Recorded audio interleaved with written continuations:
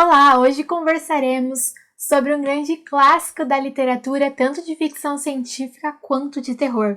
E eu estou falando de Frankenstein, de Mary Shelley. E antes de começar a resenha propriamente dita da história, eu queria contar para vocês um pouco do contexto de produção e também da vida da Mary Shelley, porque eu acho que são aspectos muito importantes para que possamos entender também o livro. Além de que há várias curiosidades que despertam a nossa atenção durante a nossa pesquisa sobre a vida dela. Eu acho que o fato mais surpreendente talvez seja que a Mary Shelley escreveu Frankenstein quando ela tinha somente 19 anos. Ela era realmente muito jovem.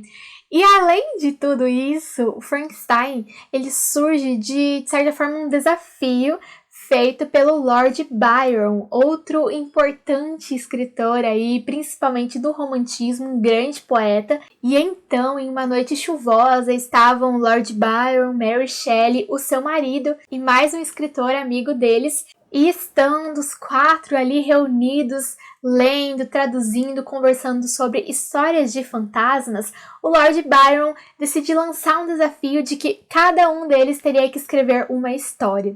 E aí a Mary Shelley escreve Frankenstein. De início, portanto, Frankenstein era um conto, só que ele acabou ficando tão bom que o marido da Mary Shelley ele insistiu para ela tentar ampliar e então torná-lo um romance. E pensando no desafio do Lord Byron, pensando também nas histórias que eles tinham acabado de ouvir, a Mary Shelley ela foi dormir e ela sonhou, ela teve um pesadelo com a história de Frankenstein e foi aí que ela escreveu. Mary Shelley nasceu no ano de 1797 em Londres e ela era filha de um importante filósofo chamado William Godwin e também de uma escritora, Mary Wollstonecraft. E nesse contexto tão literário, além de ser casada, é claro, com um poeta e os amigos da família, vários deles sendo escritores, a Mary Shelley, ela de certa forma sentia que ela tinha que entrar nesse espaço também. E entrou muito bem, não é mesmo? Frankenstein não é um livro muito grande, ele tem em torno de 200 páginas, depende muito da edição que você escolhe. A minha edição é da Autêntica, eu gostei muito, eu recebi em parceria com a editora. E eu fiquei muito feliz por recebê-lo, porque era um livro que já fazia tempo que eu queria ler. Essa edição ela é de tradução de Luiz Reis Gil. Ela foi traduzida diretamente do idioma oficial, em inglês. Ela faz parte da coleção de selo clássicos lá da Autêntica e ela conta com uma apresentação de Braulio Tavares. Eu achei que a apresentação foi bem explicativa. Também tem o prefácio original, feito pela Mary Shelley, porque Frankenstein foi publicado primeiramente sem o nome da Mary Shelley, ela utilizou um pseudônimo e só depois, quando o livro já havia feito sucesso, é que ela assinou ele com o seu nome. Isso ocorria muito frequentemente na história da literatura, porque as mulheres, de forma geral, elas eram vistas como escritoras mais desqualificadas do que os homens, infelizmente. Então, para que a sua obra não fosse julgada simplesmente por elas serem mulheres, elas assinavam com nomes masculinos. E aí, quando fazia sucesso, elas colocavam o nome delas. Então, o livro começa a ser escrito naquela aposta no ano de 1816 e é publicado ali em 1818. Frankenstein é uma narrativa epistolar, ou seja, é composto por cartas. E isso traz, eu acho que um aspecto totalmente diferente para o livro. Porém, Frankenstein ele não é de somente um narrador, digamos assim. Aqui nós acompanhamos a história por meio de 3 pontos de vista. Mas antes de contar um pouco sobre os pontos de vista que nós vemos aqui nessa história, deixa eu contar para vocês uma curiosidade muito inusitada que surpreende muita gente até hoje. Porque Frankenstein não é o nome do monstro, e sim o nome do cientista, Victor Frankenstein. O monstro, ele acaba não tendo nome, então em algumas traduções nós vamos ver que ele é chamado de demônio, como é o caso da minha tradução. Em outras traduções ele é chamado de monstro ou até mesmo de criatura. Eu acho que a terminologia criatura é bem interessante, tendo em vista que o Victor é o criador, então o monstro seria a criatura. E nós temos outras histórias que seguem, de certa forma, essa fórmula e que se inspiraram, é claro, em Frankenstein. Porém, eu acredito que, sobretudo devido ao cinema, porque o livro Frankenstein fica mais famoso ainda devido aos filmes que são produzidos sobre ele, acabou se distorcendo essa ideia, né, de quem era o Frankenstein, porque o monstro realmente chama mais atenção do que o Victor Frankenstein. Então, o nome do livro poderia ser O Monstro ou A Criatura. Claro, isso na minha visão, porque na minha visão o grande diferencial da história é essa criatura. Mas enfim, eu achei curioso e legal trazer isso aí pra vocês. Então essa história ela começa por meio de uma carta do Walton. O Walton escreve essa carta para a irmã Margaret dele. Então nessa carta ele conta que ele está fazendo uma expedição em busca de descobertas. Ele quer descobrir algo, ele quer ser alguém brilhante e ele vai atrás disso.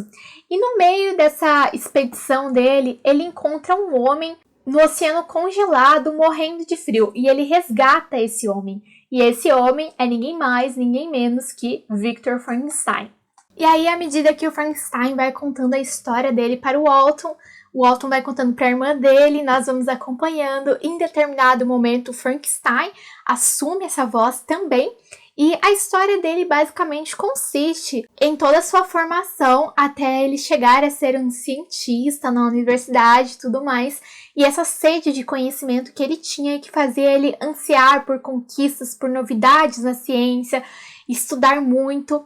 E em um desses seus estudos, ele teria aprendido a forma da criação. E com isso, a partir da junção de partes de corpos humanos, ele acaba criando um monstro, algo assim inusitado, totalmente diferente, que toma realmente vida. Então ele se levanta e quando isso acontece, o Victor Frankenstein, ele fica com muito medo e ele foge. E esse monstro, então, também some. Só que esse monstro e o Victor vão se encontrando no decorrer da história. E eu acredito que falar muito mais que isso talvez possa ser spoiler. E eu fiquei com muito ódio do Victor Frankenstein, porque ele cria esse monstro e aí ele foge dele, ele nem conversa, ele nem tenta entendê-lo, ver se ele de fato é um monstro ou se apesar de sua aparência física horrenda, ele consegue ter sentimentos, emoções humanas. O Victor nem tenta, sabe, se comunicar, ele simplesmente some. Só que vejam bem, ele já estava trabalhando com aquelas partes de corpos humanos, então ele sabia que não seria uma aparência bonita dessa criatura. E ele também ansiava por trazer vida a essa criatura. Então por que ele fica assustado quando ele enfim consegue aquilo que ele tanto ansiava? Então isso é uma coisa que me incomodou no livro, mas eu acredito que foi só isso. De resto eu gostei bastante. Os cenários são incríveis. A descrição do gelo, da neve, do frio na Suíça. Então você realmente sente aquele clima frio. É muito, muito interessante. O livro ele nos faz pensar muito na questão da ética científica, na própria questão sobre o monstro. Quem será que é um monstro de fato? Será que a noção de monstro é uma noção que leva em consideração somente a aparência ou ela considera também os nossos pensamentos? E então, como eu já disse, em determinados momentos, Frankenstein e a sua criatura, elas acabam se encontrando, então nós também temos ali o ponto de vista do monstro narrado por ele, e isso deixa a história mais ampla, sabe? Porque eu acredito que nós sempre temos que desconfiar do narrador. Então, isso faz com que nós nos tornemos leitores mais reflexivos. E quando há mais de um narrador, então, nós nos tornamos ainda mais críticos diante da história, e isso é magnífico. Bem, não é à toa que Frankenstein fez tanto sucesso e está no imaginário popular, se enraizando na nossa mente desde a infância. Não há quem nunca ouviu falar de Frankenstein, mesmo que não tenha lido. Porém, acredito que a leitura proporciona uma experiência totalmente diferente desses conhecimentos prévios que nós temos, porque ela realmente me surpreendeu positivamente, sendo muito diferente de tudo o que eu imaginava. Eu fiquei presa nesse livro, eu cheguei a dormir mais tarde lendo ele, porque eu queria saber o que iria acontecer, e super rápido. E é uma leitura aí que eu recomendo, que com certeza vai enriquecer a sua bagagem literária. A minha edição da Autêntica eu também super recomendo para vocês, porque ela tem essa capa molinha, ela tem uma orelha aqui com explicações, ela tem texto de apoio. E essa capa dela também é muito legal, porque aqui nós vemos uma imagem de frente e outra imagem de lado, mas é a mesma imagem. Então brinca muito com essa questão do outro, com essa questão do monstro e também toda essa questão do frio que nós sentimos por meio dessa tonalidade. Bom, pessoal, é isso por hoje. Eu espero que vocês tenham gostado do vídeo. Se gostaram, já curtam, contem aí nos comentários o que vocês acharam da história ou se pretendem lê-la.